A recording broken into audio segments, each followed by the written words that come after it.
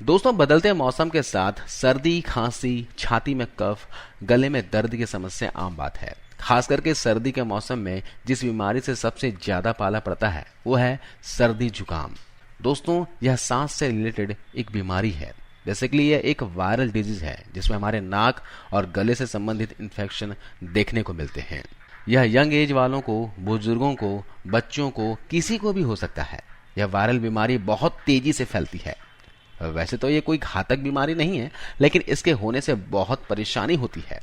तो अगर आप भी सर्दी खांसी की परेशानी से गुजर रहे हैं तो आज मैं आपको यहाँ पर 2 औषधि के बारे में बताऊंगा जिसके इस्तेमाल से आप सर्दी, खांसी, जुकाम से आराम पा सकते हो। दोस्तों, इन दोनों औषधियों के बारे में आयुर्वेदिक किताब अष्टांग हृदय में बताया गया है। ये कफ नाशक होती हैं, कफ को छाती से बाहर कर देती हैं, शरीर में कफ को संतुलित बनाए रखती हैं। और वो चीज है दोस्तों ब्लैक पेपर यानी कि काली मिर्च, और दूसरी चीज है पिपली यानी कि लॉन्ग पेपर। दोनों औषधि कफ नाशक होते हैं और बॉडी में बढ़ी हुई कफ को बाहर करते हैं। लेकिन इन दोनों औषधि का इस्तेमाल कैसे करना है ये भी जानना बहुत ही इंपॉर्टेंट है। दोस्तों, आयुर्वेद में कहा गया है कि किसी भी औषधि का प्रयोग करने का तरीका होता है, एक समय होता है। इस्तेमाल करने का सही तरीका, सही समय पता हो, सही क्वांटिटी पता हो, तभी ये फायदा करेगा। अगर काली मिर्च साबुत है और आपने इसको अपने घर में कूटा है तो ये आपके शरीर में बहुत फायदा करेगा, क्योंकि इसमें काली मिर्च की ऑयल होगी। और अगर काली मिर्च पाउडर बाजार से खरीद कर लाए हैं या मिक्सर में पीसकर डब्बे में भर कर रखते हैं, इस्तेमाल करते हैं, तो ये काली मिर्च शरीर में कुछ फायदा नहीं करेगा, बल्कि ये नुकसान करेगा। ये आपके अस्थमा को बढ़ाएगा, आपके कफ को बढ़ाएगा, टीबी में प्रॉब्लम करेगा। और यही चीज पिपली पर भी लागू होता है। पिपली अस्थमा में भी खाई जाती है और खांसी में भी खाई जाती है। छाती में ज्यादा कफ फंस जाए तो भी पिपली खाया जाता है। शरीर का वजन बढ़ा हुआ है तो भी इसमें पिपली फायदा करता है। ये ऑयल बेस्ड चीज है, जब इसमें से ऑयल उड़ जाएगा तो बहुत डेंजरस फॉर्म में आपके शरीर में इफेक्ट करने लगता है। तो इस चीज को समझना बहुत बहुत इंपॉर्टेंट है। अगर आप साबुत काली मिर्च को दांत से चबाते हैं तो आपके बॉडी को, आपके लंग्स को ताकत देती है। आप इसे हल्का कूट लें, फिर आप इसे खा सकते हैं। घर पे भी अगर बिरयानी या फिर सब्जी बनाने में इसे इस्तेमाल में लाते हैं तो कूट कर ही इस्तेमाल में लाइए।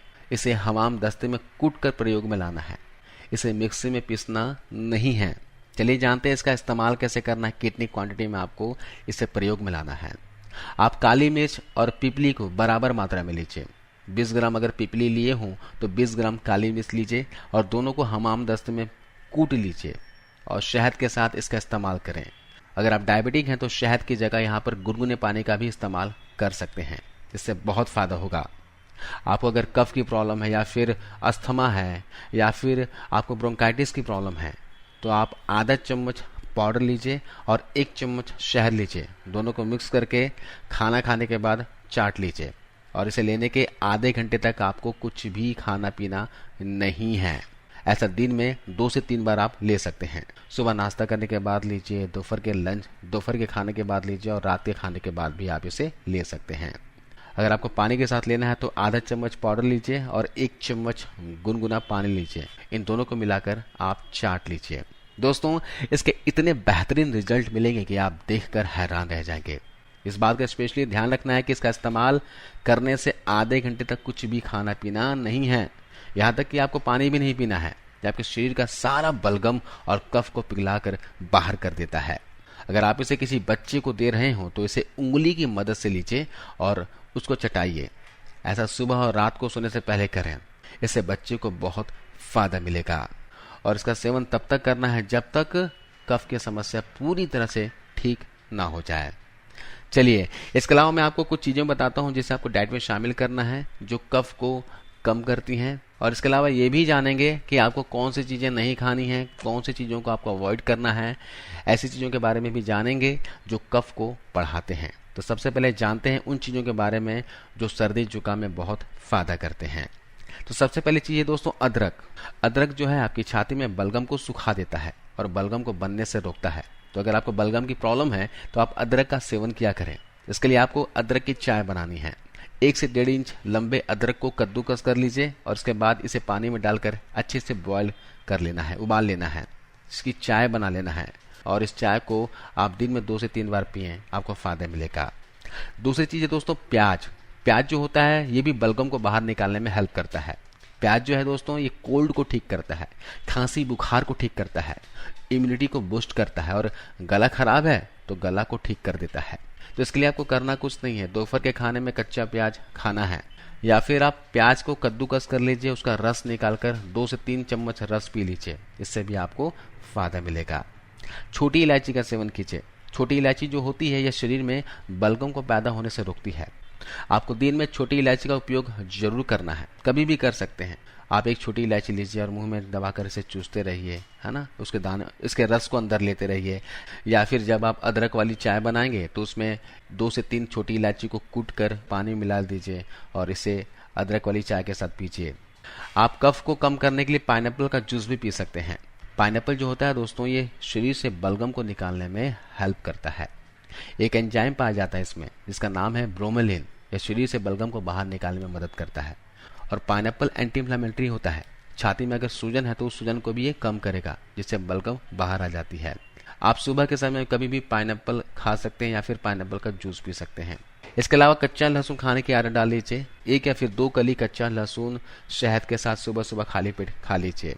दोस्तों कच्चा लहसुन बलगम को पैदा होने से रोकता है। लहसुन वायरल इन्फेक्शन, बैक्टीरियल इन्फेक्शन और फंगल इन्फेक्शन को भी रोकता है। तो आपको सुबह खाली पेट लगातार कच्चे लहसुन का सेवन करना है।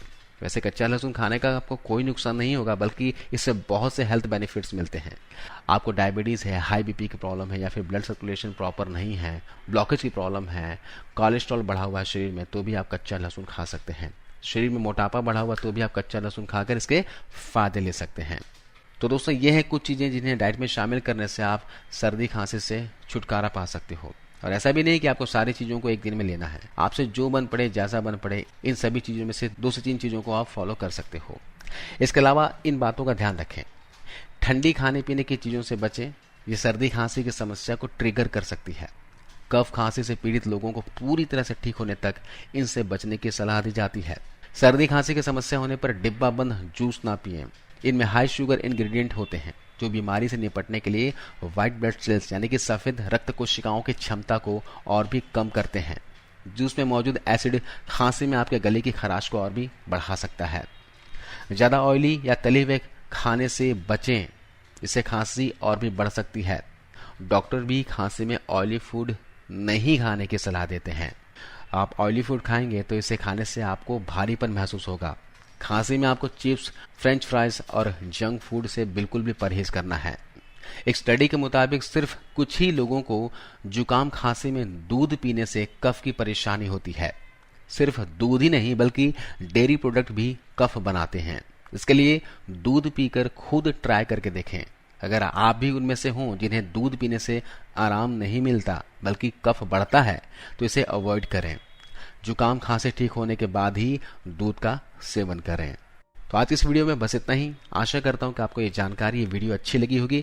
इस वीडियो को अपने दोस्तों के साथ, परिवार के सदस्यों के साथ शेयर कीजिए। ज़्यादा से ज़्यादा लोगों तक पहुंचाइए ताकि और भी लोग इस जानकारी का फ़ायदा उठा सके। और आपने अब तक रुद्र होम रेमेडीज़ को सब्सक्राइब नहीं किया तो प्लीज़ दोस्तों सब्सक्राइब कर लीजिए और बेल आइकन प्रेस कर ऑल नोटिफिकेशन ऑन कर दीजिए ताकि जब भी मैं इस तरह का वीडियो डालूँ आपको मिल जाए। अपना ख्याल रखिए, खुश रहिए। जय हिंद।